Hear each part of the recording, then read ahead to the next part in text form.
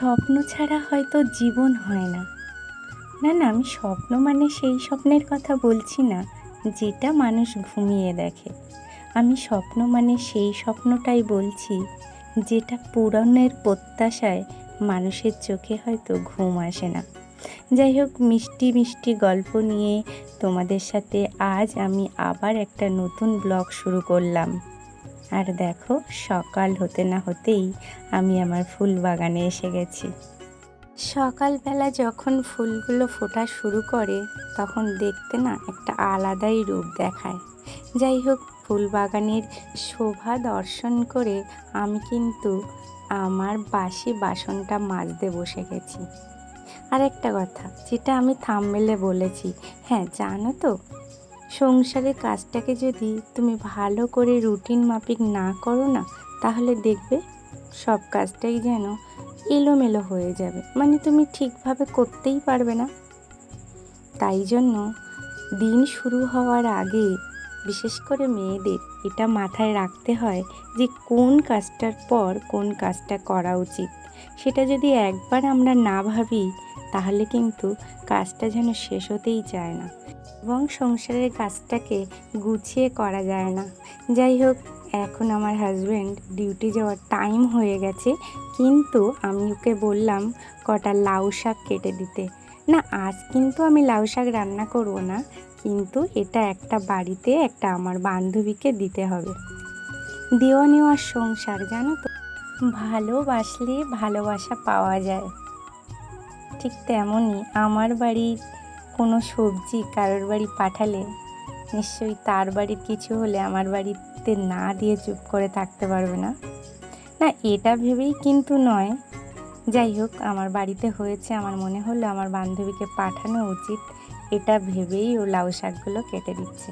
আর জানো তো, আমিও লাউ শাকটা খুবই পছন্দ করি, কিন্তু আমি যেহেতু এর আগের দিন লাউ শাক রান্না করেছি, সেই জন্য আর লাউ শাকটা আজ আমার করার ইচ্ছা নেই।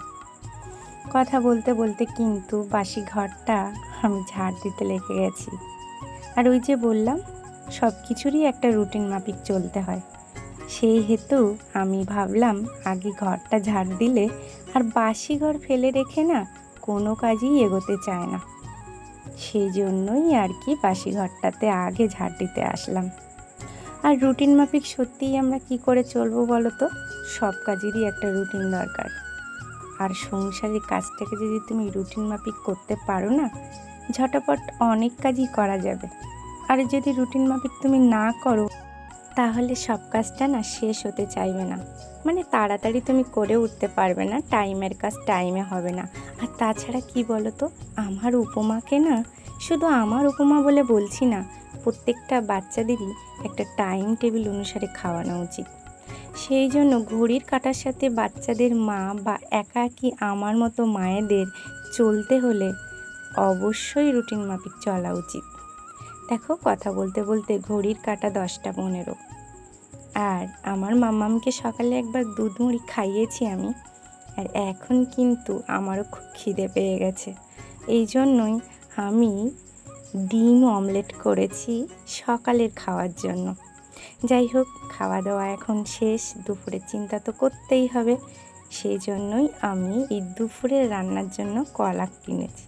আর জানো তো, আমি বাজারে গেছিলাম, এই মাছটাও আমি নিয়ে এসেছি, যাতে কলা দিয়ে আলু দিয়ে তেলাপিয়া মাছ খেতে কিন্তু বেশ ভালোই লাগে। আর দেখো, কলাটা কিন্তু আমি বানিয়ে ফেলেছি। আর এটা কিন্তু অল্প সামান্য হলুদ জলে ভিজিয়ে রেখেছি, যাতে কলার কষটা বেরিয়ে যায়।